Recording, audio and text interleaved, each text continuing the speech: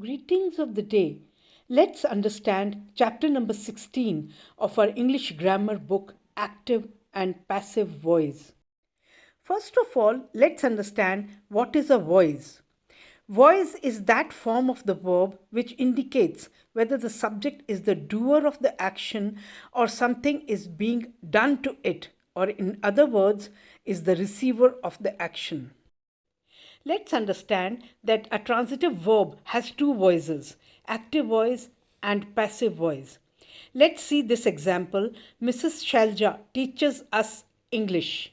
Now, let's read the same sentence with a change in the word order. English is taught to us by Mrs. Shalja.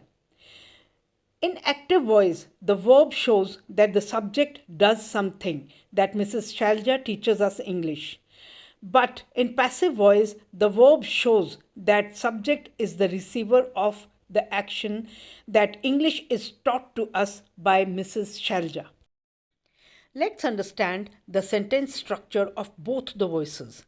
In active voice, we follow this pattern: subject plus helping verb plus main verb plus object. For example, Kanak writes a letter.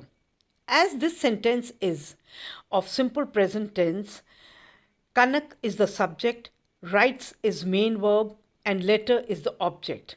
Here we can easily notice that the subject is the doer of the verb. But in passive voice, the subject becomes the receiver of the verb, and this sentence changes into this way: a letter is written by Kanak. Now, the structure which we follow in passive voice is object plus helping verb plus V3 or third form of verb, which is also known as past participle, plus preposition by plus subject. Now we can easily notice that a letter is the object, is your helping verb, written is third form of verb, by is preposition, and Kanak is the subject. Here the subject is the receiver of the verb. There are some rules which we must remember. The first one is only transitive verbs can be changed from active to passive voice.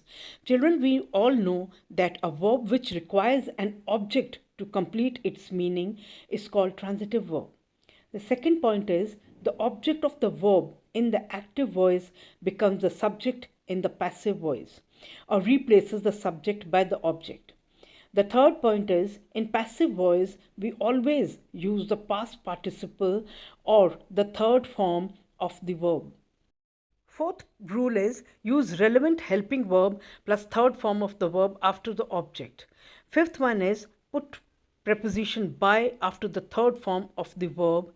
And the sixth point is put the subject of the active voice after preposition by. For example, Ram eats apples, active voice. Apples are eaten by Ram, passive voice. We should remember that personal pronouns also change in the passive voice. Example, I like mangoes, active voice.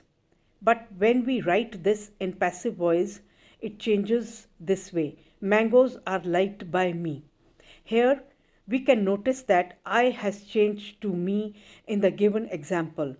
In this way, we can see from the table which shows how pronouns change from the active to passive voice.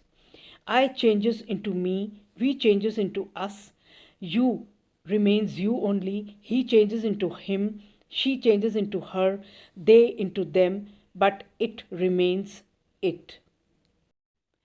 Before discussing the changes in each tense, let me tell you, children, that out of 12 tenses, only 8 tenses can be converted into passive voice. Other than future continuous tense, the 3 present perfect continuous, past perfect continuous, and future perfect continuous tenses are not converted into passive voice. That's all for today's class. We'll understand the sentence structure of each tense in detail in our next video. Till then, stay connected, stay protected.